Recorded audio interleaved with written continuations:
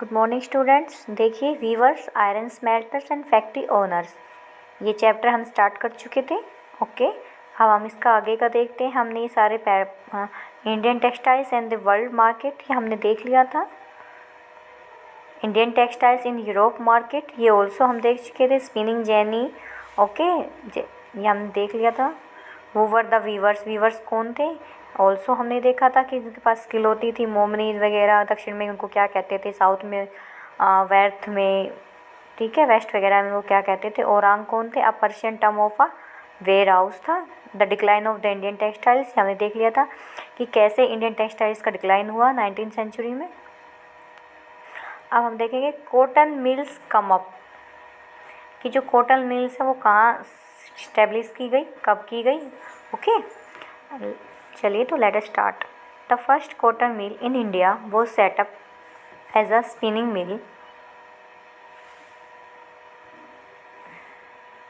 ठीक है, spinning mill in Bombay in 1854। इस टाइम पे spinning mill in Bombay in 1854। It means आपके लिए क्वेश्चन बन जाता है कि the first cotton mill in India when was set up, तो आंसर आएगा आपका 1854 और and where answer is Bombay. From the early 19th century, Bombay had grown as an important port for the export of raw cotton from India to England and China. Early 19th century के अंदर हम India वाले England and China को export करते थे। क्या export करते थे? Raw cotton material. It means कच्चा कॉटन हम उनको प्रोवाइड करवाते थे, इंग्लैंड एंड चाइना को। और उस टाइम पे जो बॉम्बे है वो एक इम्पोर्टेंट पोर्ट बना हुआ था एक्सपोर्ट करने के लिए। It was also to the vast black soil tract of western India. और जो हमारा वेस्टर्न इंडिया है, जो हमारा यहाँ का पश्चिम इंडिया है, वहाँ पे कौन सी सॉइल है? Black soil was grown. और ब्लैक सॉइल में सबसे अच्छी क्या क्या लगाया जाता है? Cotton textiles. इट मीन्स कपास के लिए ब्लैक सॉइल सबसे बेस्ट होती है, कपास की क्रॉप्स के लिए। और वहाँ पे हमें ब्लैक सॉइल मिल रही है। तो when the cotton textiles mills came up they could get supplies of raw materials with ease.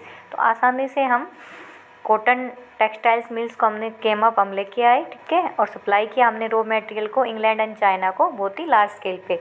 और जो बॉम्बे है उस टाइम पे एक इम्पोर्टेंट पोर्ट बंदरगाह बन चुका था रॉ मटेरियल को इंग्लैंड और चाइना में एक्सपोर्ट करने के लिए। Okay,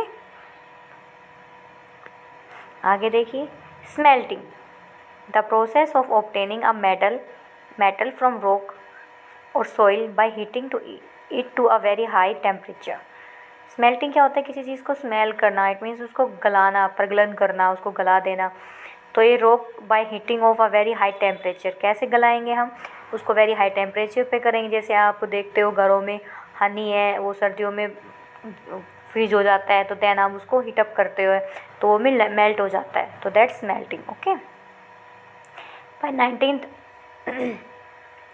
1900 over 84 million started operating in Bombay. ये कह रहे हैं कि 1900 के टाइम पे, 1900 शताब्दी के टाइम पे 84 मिल स्टार्ट हो चुकी थी बॉम्बे में। Many of these were establish by Parsi and Gujarati businessman's. और इनमें से बहुत ज़्यादा इस्टेब्लिश की गई थी किसके द्वारा? पारसी एंड गुजराती बिजनेसमैन्स के द्वारा। वो had made their money through trade with China, जो चाइना के साथ ट्रेड करते थे, अपनी मनी को लगाते थे। Mills came up in other cities too, other cities में भी मिल्स आई, केम अप हुआ उनका। The first mill in Ahmedabad was started in 1861। A year later a mill was establish in Kanpur in the United Provinces. United Provinces उस time का, आज का क्या है? उत्तर प्रदेश। उस टाइम पे उसको यूनाइटेड प्रोविंसेस, संयुक्त प्रांत कहते थे। अ ईयर, इट मीन्स एक ईयर के बाद, इट मीन्स 1861 में अहमदाबाद में सेटअप हुई मिल, देन 1862 में establish to Kanpur. Growth of cotton mills led to a demand for labour. और आपको भी पता है कि जितनी ज़्यादा कॉटन मिल्स हम सेटअप करेंगे, हमें क्या चाहिए? लेबर भी तो चाहिए हमें, ठीक है। विदाउट लेबर हम कैसे काम करेंगे? थाउजेंड्स ऑफ पुअर पीजेंट्स, जो गरीब हजारों किसान थे, आर्टिसंस थे, and agriculture labourers move to the cities to work in the mills. जो गरीब किसान हैं, जो आर्टिसंस हैं, जो एग्रीकल्चर लेबरर श्रमिक हैं, वो सारे काम किस साइड मूव हो गए? सिटीज़ की तरफ, to work in the mills, in mills में काम करने के लिए सिटीज़ की तरफ प्लान करने लगे। In the first few decades, कुछ स्टार्टिंग की शताब्दियों में of it existence, the textile factory industry in India face many problems. हमने देखा था कि 19वीं शताब्दी के स्टार्टिंग में जो हमारी इंडियन इंडस्ट्री है इसको मैनी प्रॉब्लम्स फेस करनी पड़ी थी वर्ल्ड में। It found it difficult to compete with the cheap textiles imported from Britain.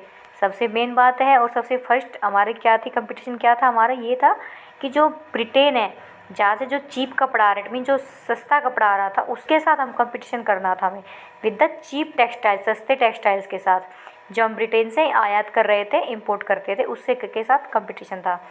In most countries government supported, other जो कंट्रीज़ थी, कंट्रीज़ की जो गवर्नमेंट थी वो सपोर्टेड करती थी किसको, इंडस्ट्रियलाइजेशन, औद्योगिकरण को, by imposing heavy duties on imports.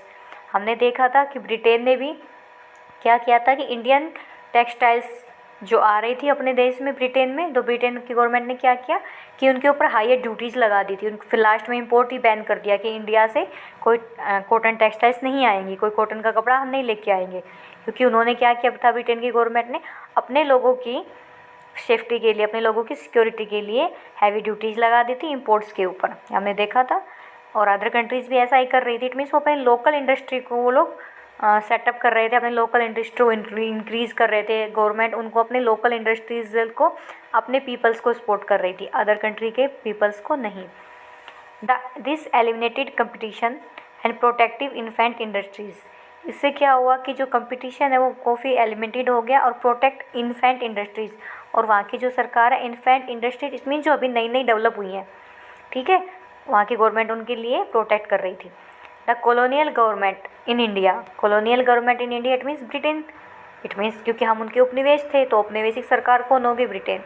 Usually refuse such protection to local industries, और जो औपनिवेशिक सरकार थी इट मीन जो ब्रिटेन था वो इंडिया में ऐसी प्रकार की इंडस्ट्रीज़ को डेवलप होने में क्या कर रहा था, रिफ्यूज़ कर रहा था, मना कर रहा था। The first major spurt in the development of cotton factory production in India, और जब फर्स्ट मेजर स्पर्ट क्या था कि development of cotton factory production in India, की कॉटन जो फैक्ट्री है उनका डेवलपमेंट हो रहा था, प्रोडक्शन अच्छा था। देयरफॉर फिर भी वो during the first world war when textiles imports from Britain decline, अब हम देखते हैं कि फर्स्ट वर्ल्ड वॉर के टाइम पे जो टेक्सटाइल्स इंपोर्ट की जाती थी फ्रॉम ब्रिटेन, ब्रिटेन से डिक्लाइन, एंड इंडियन वो क्या हो गई, डिक्लाइन, इट मीन्स ब्रिटेन से जो चीप टेक्सटाइल आती, चीप कपड़ा आ रहा था वो डिक्लाइन होने लगे फर्स्ट वर्ल्ड वॉर के टाइम पे, क्योंकि ब्रिटेन उसके अंदर फर्स्ट वर्ल्ड वॉर में इंगेज हो गया, तो इसे जो कपड़ा आ रहा था, टेक्सटाइल्स जो इंपोर्ट हो रही थी इंडिया में, वो डिक्लाइन स्टार्ट हो गई, इट मीन्स उनका घटने लग गया उनका आयात इंडिया में। And Indian factories were called upon two produce cloth for military suppliers, और अब इंडियन जो फैक्ट्रीज थी उनको कहा जा रहा था कि अब ज़्यादा से ज़्यादा क्लॉथ प्रोडक्शन कीजिए सेना की सप्लाईज़ के लिए, सेना के लिए। द स्वॉर्ड ऑफ टीपू सुल्तान, ये मोस्ट इंपॉर्टेंट चीज़ है जो आपके यहाँ पे देखेंगे, ठीक है। स्वॉर्ड तलवार है किसकी, टीपू सुल्तान की, किसकी बनी हुई थी, वुड स्टील नाम है ये स्टील का। We begin the story of Indian steel, हम Indian steel and iron metallurgy of by recounting the famous story of Tipu Sultan, it means हम आयरन एंड स्टील के बारे में पढ़ेंगे बट किसके साथ, एक टीपू सुल्तान की स्टोरी के साथ। वो रूल मैसूर इन 1799, जिन्होंने टिल 1799 तक मैसूर पर क्या किया, रूल किया, शासन किया। Fort 4 Wars for with the British, और ब्रिटिशर्स के साथ इसने कितने युद्ध लड़े, 4। And died fighting with his sword in his hand, और डाइड, डेथ हो गई उनकी फाइटिंग करते हुए, किसके, अपने स्वॉर्ड के साथ, उनके हैंड में, मीन्स अपने हाथों में तलवार लेते हुए उनकी डेथ हो जाती है ब्रिटिशर्स के खिलाफ लड़ाई करते हुए। Tipu's legendary swords are now part of valuable collections in museum in England, it mean जो टीपू की लेजेंडरी स्वॉर्ड तलवार है वो इस टाइम पे एक बहुत ही वैल्यूएबल, बहुत ही कीमती पार्ट है, कहाँ पे, इंग्लैंड के म्यूजियम में रखी है। But do you know why the sword was so special, क्या आप जानते हो कि ये जो स्वॉर्ड है ये क्यों स्पेशल है। देखिए पिक्चर भी दी हुई है इसकी, क्यों स्पेशल है, अब हम यही देखेंगे कि क्या रीज़न है उसका स्पेशल होने का। The sword has an incredibly hard and sharp edge, ये क्या करें, इनक्रेडिबली हार्ड मीन्स वो बहुत ही सख्ती, एंड शार्प एज, और बहुत ही नुकीली पैनी थी। That could easily rip through the opponent's armour, it mean जो विरोधी थे उनके जो आर्मर थे, जो होते हैं ना अपनी रक्षा करने के लिए कवच, लोह कवच, उनको भी इजीली से रिप कर देती थी, उसमें छेद कर देती थी ये तलवार। लोहे के कवच में भी ये तलवार छेद कर देती थी, इसीलिए स्पेशल थी ये। This quality of this sword came from a special type of high carbon steel called wootz. और इस तलवार को बनाने के लिए एक स्पेशल टाइप का कार्बन स्टील यूज़ किया गया, जिसको क्या कहते हैं, wootz, which was produce all over South India. जो कहाँ पे प्रोड्यूस किया जाता था, ऑल ओवर साउथ इंडिया में, दक्षिण भारत में प्रोड्यूस किया जाता था। इट मीन्स वुड का उत्पादन होता था जो कार्बन से स्टील है उससे। Wootz steel when made into swords produce a very sharp edge. और जो वुड स्टील यूज़ करने से जो हम तलवार बनाते थे, उनकी जो एज है, जो किनारा, बहुत ही शार्प हो जाता था with A following water pattern. This is a pattern came from very small carbon crystals embedded in the iron. Small carbon से बनता था, ठीक है, लोहे का थोड़ा मिला करके, लोहे को मतलब स्मेल्ट किया जाता था। देन फ्रांसिस बुकानन, ये एक फ्रांसिस बुकानन, वो टूड फ्रॉम मैसूर, जो मैसूर में आए थे, कब, इन 1800, 1800 में फ्रांसिस बुकानन आए थे मैसूर के अंदर। Year after Tipu Sultan death, it means Tipu Sultan की डेथ के बाद। इट मीन्स टीपू सुल्तान की डेथ कब हुई, 1793 में, जो तीसरा युद्ध चल रहा था अंग्रेज़ों के साथ, उस टाइम पे टीपू की डेथ होती है, उनके हाथ में स्वॉर्ड होती है, हमने अभी देखा था। Has left as an account of the technique by wood steel was produce in many industries of smelting Francis in Mysore. ये इस चीज़ का वर्णन करते हैं कि वुड स्टील को कैसे प्रोड्यूस किया जाता था, कैसे आयरन को स्मेल्ट किया जाता था। इस बात का फ्रांसिस बुकानन ने पूरा विवरण दिया है। Iron was mix with charcoal, और आयरन में, लोहे में चारकोल मिलाया जाता था, and put inside small clay pots, और मिट्टी के क्ले पॉट्स को इनमें स्मॉल में साइज किया जाता था। Through an intricate control of temperatures the smelters produce steel ingots that were used for sword making not just in India. ये कह रहे हैं जो स्मेल्टर प्रोड्यूस किया जाता था स्टील का, स्वॉर्ड मेकिंग का, not just in India but in the west and central Asia too. West, पश्चिम और सेंट्रल मध्य एशिया में भी ये काम होता था। Woods is an anglicised version of the Kannada. जो वुड्स है ना, ये देखिए अलग अलग वर्ड से बना है, अलग अलग वर्ड्स यूज़ किए जाते हैं। कनाडा वर्क उक्कू, कनाडा में इसको क्या कहा जाता है, उक्कू, तेलुगु में हुक्कू, एंड तमिल एंड मलयालम में इसको उरुक्कू कहा जाता है, मीनिंग स्टील, जिसका मीनिंग क्या है, स्टील, वुड्स का, ठीक है। इंडियन वुड्स स्टील, क्योंकि भारतीय वुड्स स्टील इस्पात fascinated European scientist, European scientist ने इसको फैसिनेटेड किया है। माइकल फेराडे, आपने नाम सुना होगा, माइकल फेराडे। क्या किया था माइकल फेराडे ने, द लीजेंडरी साइंटिस्ट थे, एंड डिस्कवर, क्या डिस्कवर किया था इन्होंने, इलेक्ट्रिसिटी, बिजली को डिस्कवर किया था, एंड इलेक्ट्रोमैग्नेटिज्म, ठीक है, विद्युत का आविष्कार भी इन्होंने किया था, बिजली का किया था। स्पेंड 4 ईयर्स, इन्होंने 4 ईयर्स को स्पेंड कर दिया, बिता दिया, किस लिए, studying the properties of Indian wootz, Indian wootz की जो प्रॉपर्टीज़ है उनको स्टडी करने के लिए इन्होंने 4 ईयर्स अपने स्पेंड किए। इट मीन्स कब से 1818 से 1822 तक।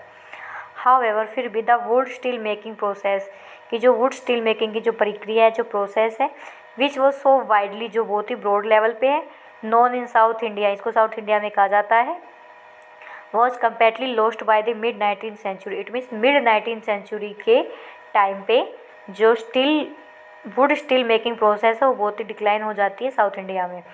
कैन यू गैस वाई, कि ऐसा क्यों होता है, this is was so, the swords and armour making industry died, जो स्वॉर्ड बनाने की, आर्मन, जो आपके जो शस्त्र बनाने की जो industry died, it means decline हो जाती है with the conquest of India by the British, क्योंकि ब्रिटिशर्स क्या है वो इंडिया को कॉन्क्वेस्ट कर लेते हैं।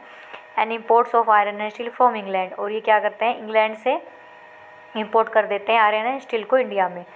Displace the iron and steel produced by craft peoples in India, it means जो इंडिया के craft peoples iron and steel को बनाते थे उसकी जगह ब्रिटेन वाले क्या, ब्रिटिश गवर्नमेंट ने क्या किया कि अपने देश में बना हुआ आयरन एंड स्टील इंपोर्ट कर दिया इंडिया में, ठीक है। अब हम देखेंगे अबेंडेंट फ्रांसिस इन विलेज, कि विलेजों में कैसे उजड़ जाता है सब कुछ। फ्रांसिस होती हैं भट्टियाँ, जहाँ पे लोहा बनाया जाता था, कोयले से वगैरह से स्मेल्ट किया जाता था, तो कैसे उनका सबका मतलब सब कुछ ख़त्म हो जाता है इंडिया में। Production of would steel required, कि जो वुड स्टील का जो प्रोडक्शन है उसको रिक्वायर होती है, किसकी रिक्वायर होती है, a highly specialised technique of refining iron, it means परिष्कृत किया हुआ लोहा चाहिए स्टील बनाने के लिए हमें, जो टेक्निक से मतलब बहुत ही मॉडर्न टेक्निक चाहिए, स्पेशल टेक्निक चाहिए थी। बट लेकिन आयरन स्मेल्टिंग इन इंडिया, और जो आयरन को इंडिया में स्मेल्ट किया जाता था वाज एक्सट्रीमली कॉमन, बहुत ही कॉमन था। और हमने क्या पढ़ा था कि स्पेशलाइज होना चाहिए, बट इंडिया में क्या था, common. Till the end of the 19th century, it means 19th century के एंडिंग तक जो इंडिया में स्मेल्टिंग प्रोसेस थी आयरन की बहुत ही कॉमन थी। In Bihar and central Asia in particular every district and smelters that use local deposits ore to produce, ये कह रहे हैं एवरी डिस्ट्रिक्ट, प्रत्येक ज़िले में जो स्मेल्टर्स थे लोकल डिपॉजिट ऑफ और वो कच्चा माल यूज़ करते थे प्रोड्यूस आयरन को प्रोड्यूस करने के लिए, which was widely use for the manufacture, जो वाइडली बहुत ही बड़े लेवल पे यूज़ किया जाता था मैन्युफैक्चर करने के लिए, of implements and tools of daily use वगैरह बनाने के लिए। द फर्नेंसिस, जो भटियाँ हैं, वर most often built of clay, मिट्टी से बनती थी, एंड सन ड्राइड ब्रिक्स, और जो सन धूप में सुखाई हुई मिट्टियों से बनती चलती थी वो। The smelting was done by man, smelting का काम इट मीन्स लोहे को गलाने का काम कौन करते थे, men. While women work the bellows, bellows होती है धोकनी जिसमें हवा फूंक मारनी पड़ती है, हवा से वो चलती हैं जिससे आग जो है फायर जो वो तेज़ होती है। तो इट मीन्स स्मेल्टिंग का काम मैन करते थे, और जो उसको चलाने वाली धोकनी है जो बिलोज है उनको कौन चलाती थी, वीमेंस। पंपिंग एयर को पंप करती थी उसमें से धोकनी बिलोज में, ताकि आग तेज़ हो जाए और आयरन अच्छे से स्मेल्ट हो जाए।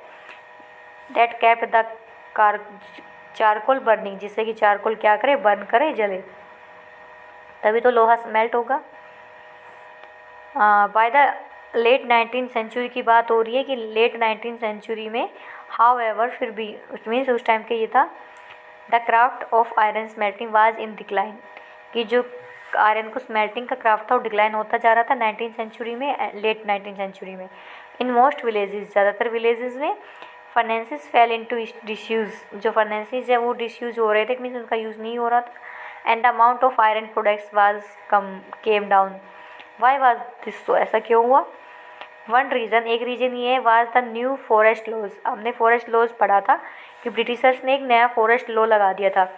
इट मीन जो आदिवासी थे, ट्राइबल थे, दिकूज थे, वो लोग जंगलों में रहते थे और जंगलों से जड़ी बूटियाँ निकालते थे, जंगलों से लकड़ियाँ लेते थे, लकड़ियों से वो कोयला बनाते थे। कोयला बनेगा तभी तो आयरन को स्मेल्ट करेंगे वो भट्टियों में। तो according to this forest law वो लोग जंगलों में नहीं जा सकते थे, जंगलों से लकड़ियाँ नहीं काट सकते थे। यू हैव रीड, आपने चैप्टर 4 में पढ़ा। वैन द कॉलोनियल गवर्नमेंट, जो कॉलोनियल गवर्नमेंट थी इट मीन जो उपनिवेशी सरकार थी इंडिया में, it means Britishers prevented people, उन्होंने लोगों को प्रिवेंट कर दिया, रोक दिया, for entering the reserve forest, जो रिजर्व फॉरेस्ट है, जो आरक्षित जंगल है, उनमें लोग नहीं जा सकते थे। How could the iron smelters find would for charcoal, तो अब कोयला बनाने के लिए जो पीपल्स हैं उनको वुड कहाँ से मिलती, where could they get iron, और उनको कच्चा लोहा इससे कहाँ से मिलता। डिफाइंग फॉरेस्ट लॉज के according they often enter the forest secretly, forest law बन चुका था तो वो लोग क्या चुपचाप रूप से सीक्रेटली, मतलब सीक्रेट रूप से वो जंगलों में जाते थे। एंड कलेक्टेड वुड, और वुड को कलेक्ट करते थे। But they could not sustain their occupation, लेकिन वो ऐसे चोरी करके बार बार लकड़ी लाने का जो उनका ऑक्यूपेशन था, जो उनका व्यवसाय था, on the this basis for long, इस बेस पे उसको लंबे समय तक नहीं चला सकते थे कि चोरी छुपके से वो लकड़ियाँ लेके आएँ फिर इस व्यवसाय को चलाएं, तो उनके लिए बहुत लंबे समय तक ये सही नहीं था। Many gave up there craft, अब उन्होंने अपने क्राफ्ट को छोड़ दिया बहुत सारे लोगों ने। And look for other means of livelihood, और वो अदर तरीके अपने आजीविका को कमाने के लिए, अपने जीवन को सुरक्षित करने के लिए अलग अलग तरीके वो देखने लगे। इट मीन्स अपने इस काम को उन्होंने छोड़ दिया। इन सम एरियाज़, कुछ एरियाज़ में the government did grant access to the forest, कुछ एरियाज़ में हालांकि गवर्नमेंट ने उनको असेस दे रखा था कि आप लोग जा सकते हो, पहुँच दे रखी थी। बट द आयरन स्मेल्टर्स, लेकिन जो आयरन को स्मेल्ट करने वाले थे, had to pay a very high tax to the forest, हालांकि वो फॉरेस्ट में जा सकते थे कुछ एरियाज़ में, बट इसके लिए उनको एक बहुत ही बड़ी मनी या इनकम या हाई टैक्स कह सकते हैं फॉरेस्ट डिपार्टमेंट को देनी पड़ती थी। For every furnace they use, जितना भी फर्नेस यूज़ करेंगे उसके लिए उनको हाई टैक्स देना पड़ता था। दिस रिड्यूस देयर इनकम, इससे कि उनकी जो इनकम था वो रिड्यूस होती जा रही थी, कम होती जा रही थी। इट मीन्स उनको फ़ायदा नहीं था कि वुड ला रहे हैं फिर उससे ज़्यादा हाई टैक्स वो ब्रिटिशर्स को दे रहे हैं, तो इनसे उनको कोई प्रॉफिट नहीं हो रहा था, लॉस ही लॉस हो रहा था। मोर एवर फिर भी by the late 19th century iron and steel was being imported from Britain. कि लेट 19th सेंचुरी में जो आयरन एंड स्टील इम्पोर्ट किया जा रहा था ब्रिटेन से, ठीक है। Iron Smiths in India began using this. Iron Smith जो थे लोहे के बनाने वाले प्रगल्भ इम्पोर्टेंट आयरन, वो भी उन्होंने भी क्या किया, आयरन स्मिथ जो थे उन्होंने भी स्टार्ट कर दिया इम्पोर्टेड आयरन, कि जो ब्रिटेन से आयरन इम्पोर्ट हो रहा था ना उसी को वो लोग मैन्युफैक्चर में यूज़ करने लगे। यूटेंसिल्स बर्तन वगैरह बनाने, इम्प्लीमेंट्स वगैरह बनाने में उन्होंने ब्रिटेन का जो इम्पोर्टेड आयरन था वो यूज़ करना स्टार्ट कर दिया। इट मीन्स इंडिया के आयरन स्मिथ लोग भी ब्रिटेन का स्टील यूज़ करने लग गए थे। This inevitably lowered the demand for iron product by local smelters. इससे क्या हुआ कि जो डिमांड है लोग आयरन प्रोडक्ट्स की वो बिल्कुल ख़त्म हो गई। By early 20th century, it means पूरी 19th सेंचुरी में बहुत ही बुरा हाल था। बट अब ये देखिए 20th सेंचुरी में कुछ चेंजमेंट हुआ। क्या चेंज हुआ, let us see. The artisans produce iron and steel face a new competition. अब एक 20th सेंचुरी के अर्ली स्टार्टिंग में एक नया कंपटीशन देखने को मिलता है। वो क्या है अब हम देखते हैं अब हम क्या चेंजमेंट हुआ, ऐसा क्या हुआ क्या नहीं। Iron and steel factories came up in India. क्यों, the year was 1904, it means 1904 की साल थी। In the hot month of April, अप्रैल का हॉट मंथ था। चार्ल्स वेल्ड थे, ये वेल्ड है। एन अमेरिकन जियोलॉजिस्ट, जो अमेरिका के जियोलॉजिस्ट भूगर्भिक थे। एंड दोराबजी टाटा, और दोराबजी टाटा थे। The elder son of Jamsetji Tata, it mean Jamsetji Tata के बेटे थे दोराबजी टाटा। और इनके साथ चार्ल्स वेड थे जो अमेरिका के जियोलॉजिस्ट थे। वह ट्रैवलिंग इन छत्तीसगढ़, ये छत्तीसगढ़ में यात्रा कर रहे थे। इन सर्च, क्या ढूंढ रहे थे वो, आयरन और डिपॉजिट्स, जो लोहा है उसका कच्चा माल के ऐशक के डिपॉजिट ढूंढ रहे थे वो लोग छत्तीसगढ़ की पहाड़ियों में। They had spent many months on A costly venture looking for sources of good iron और। उन्होंने काफ़ी स्पेंट मैनी मंथ्स, कई मंथ्स उन्होंने बिता दिए, कॉस्टली बहुत ज़्यादा पैसे इन्होंने खर्च किए किसके लिए, looking for sources of good iron ore, कि उनमें अच्छा कच्चा लोहा ऐशक, कच्चे लोहे के ऐशक के भंडार उनको डिपॉजिट्स उनको मिल जाए। Want to set up a modern iron and steel plant in India, जिससे कि वो इंडिया में एक मॉडर्न आधुनिक iron and steel plant India में स्टैब्लिश कर सके, सेटअप कर सके। Jamsetji Tata had decided to spend a large part of his fortune to build a big iron and steel industry in India। Jamsetji Tata ने ये बात डिसाइड कर ली थी कि वो large part of his fortune, कि वो अपनी जो संपत्ति है उसमें से बहुत बड़ा हिस्सा खर्च करने को तैयार है। किस लिए, to build a big iron and steel industry in India, India में बहुत ही बड़ी लौह और इस्पात इंडस्ट्री उद्योग स्थापित करने के लिए। But this could not be done without, लेकिन इंडस्ट्री स्थापित करने के लिए उन्हें कुछ चाहिए था, ये ऐसा नहीं हो सकता था किसके बिना, identifying the source of fine quality iron और, जब तक कि उनको अच्छा लो ऐशक ना मिल जाए। वन डे, एक दिन, after travelling for many hours, बहुत लंबे घंटों के बाद, काफ़ी आवर्स के बाद, घंटों के बाद, इन द फॉरेस्ट, जंगलों में, weld and Dorabji came up upon A small village. Weld और जो दोराबजी हैं, इट मीन जो जमशेदजी टाटा के बेटे दोराबजी हैं, एक स्मॉल विलेज, छोटे से गांव में आते हैं। And found a group of man and women, और वो मैन और वीमेन के ग्रुप को देखते हैं, समूह को देखते हैं, क्या करते हुए, कैरिंग बास्केट लोड्स, कि वो बास्केट्स में लोड करके ला रहे थे, क्या क्या लोड करके ला रहे थे, आयरन और लो ऐशक को वो अपने सर पे रख के बास्केट्स में लोड करके ला रहे थे। दीज पीपल वर द अग्रेरियंस, अग्रेरिया, ठीक है, ये पीपल्स कौन थे, अग्रेरियाज थे, एगेरियाज, ठीक है, ये अगेरियाज थे, जो लोहे शक आयरन और को अपने बास्केट्स में डाल के सर पे लेके आ रहे थे, जिनको वेल्ड और दोराबजी ने देखा। वैन आस्क्ड, जब उनसे पूछा गया, where they had found the iron ore, कि उनको ये आयरन और कहाँ मिला। The Agarias pointed to hill, उन्होंने हिल की तरफ पॉइंट किया। इन दी डिस्टेंस, कुछ दूरी पर जो थी उसकी तरफ उंगली उठा दी, उन्होंने उंगली कर दी कि वहाँ से ला रहे हैं। Weld and Dorabji rich the hill, weld और दोराबजी हिल के ऊपर पहुँचते हैं।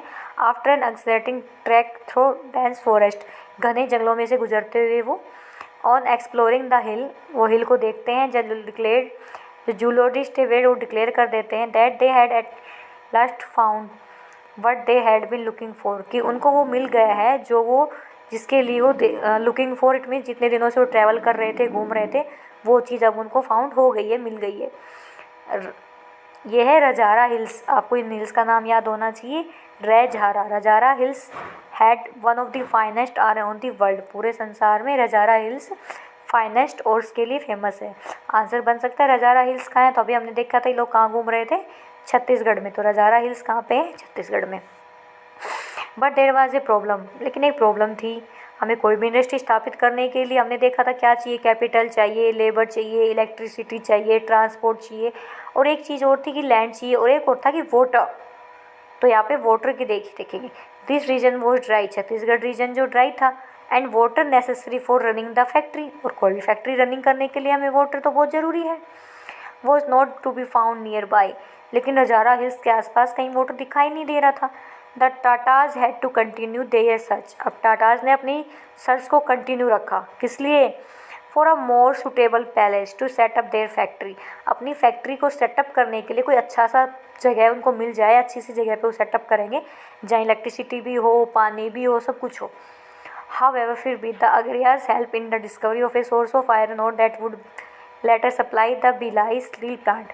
इसके बाद जो अगेरियाज थे जिन्होंने इनको बताया था आयरन और उस हिल की तरफ है, उन्होंने एक और जगह डिस्कवरी ऑफ अ सोर्स, एक और लोहा ऐसे की जगह उन्होंने डिस्कवर करके दी टाटा जी को, जिससे कि आयरन और स्टील किसको सप्लाई हो रहा था, बिहार स्टील प्लांट को सप्लाई किया जाने लगा वहाँ से। A few years later, कुछ ईयर्स के बाद, a large area of forest was cleared on the banks of the river Subarnarekha. Subarnarekha के नदी के आसपास जितना भी एरिया था फॉरेस्ट का वो क्लियर कर दिया गया, साफ कर दिया गया। क्यों? To set up the factory, factory को सेटअप करने के लिए, and an industrial township Jamshedpur, और जमशेदपुर सिटी को बसाने के लिए। Here there was water near iron ore, अब देखिए हमने देखा कि यहाँ पे पानी है, किसी भी फैक्ट्री को रन करने के लिए वाटर नेसेसरी है, तो यहाँ वाटर मिल गया क्योंकि यहाँ पे कौन सी नदी है, सुवर्णरेखा नदी। तो इट मीन्स हमें आयरन और डिपॉजिट भंडार मिल गए, हमें वाटर भी मिल गया। The Tata iron and steel company, TISCO short form है, came up began producing steel in 1912।